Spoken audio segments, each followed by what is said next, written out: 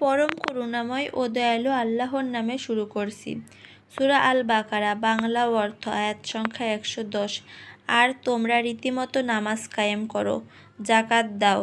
তোমরা নিজেদের জন্য উত্তম কাজের যা আগে প্রেরণ করবে আল্লাহর নিকট তা পাবে। আল্লাহ তোমাদের কৃতকর্ম দেখেন। আয়াত সংখ্যা 11। তারা বলে, ইহুদি বা খ্রিস্টান ছাড়া বেহেশতে প্রবেশ করতে পারবে না। এটা তাদের অলীক কল্পনা। আপনি বলুন, যদি সত্যবাদী হও তবে প্রমাণ পেশ করো। আয়াত সংখ্যা 12।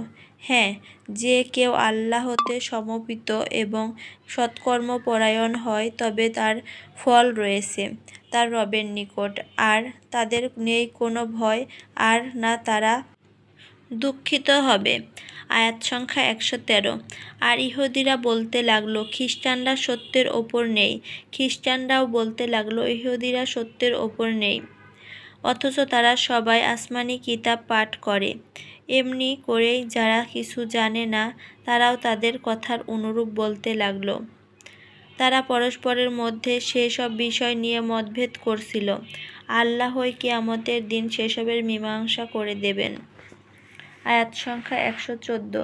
যে ব্যক্তি আল্লাহর মসজিদে আল্লাহর নাম নিতে বাধা দেয় এবং বিনাশের চেষ্টা করে তার চেয়ে বড় জালিম আর কে আছে?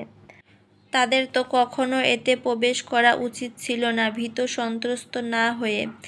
এরূপ লোকের জন্য আছে দুনিয়াতে অবমাননা, আর আখেরাতেও আছে তাদের জন্য কঠিনতম শাস্তি। আয়াত সংখ্যা 115। আর পূর্ব ও পশ্চিমে আল্লাহর আধিপত্য। তুমি যেদিকে মুখ করো সেদিকে আল্লাহ আছেন।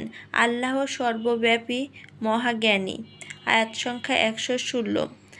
আর তারা বলল, আল্লাহ সন্তান গ্রহণ করেছেন, এসব থেকে তিনি পবিত্র, বরং আসমান ও জমিনের যা কিছু আছে সব কিছু তারই অনুগত। আয়াত সংখ্যা 117। আসমান ও জমিনে তিনি অস্তিত্বহীন থেকে অস্তিত্বের আনয়নকারী স্রষ্টা। যখন তিনি কিছু করতে চান তখন বলে হও, আর তা হয়ে যায়। আয়াত সংখ্যা 118।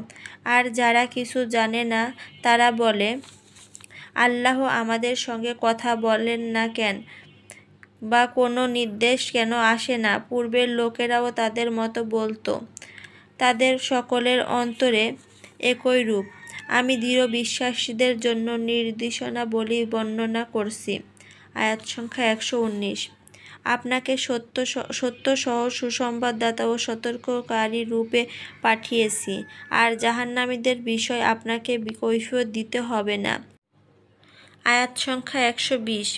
আপনার প্রতি কখনো সন্তুষ্ট হবে না ইহুদি ও খ্রিস্টানরা যতক্ষণ না তাদের ধর্ম অনুসরণ করেন। বলুন, আল্লাহর পথ নির্দেশই প্রকৃত পথ। জ্ঞান লাভের পর আপনি যদি তাদের প্রবৃত্তির অনুসারী হন তবে আল্লাহর কবল থেকে আপনার কোনো উদ্ধারকারী বা সাহায্যকারী পাবেন না।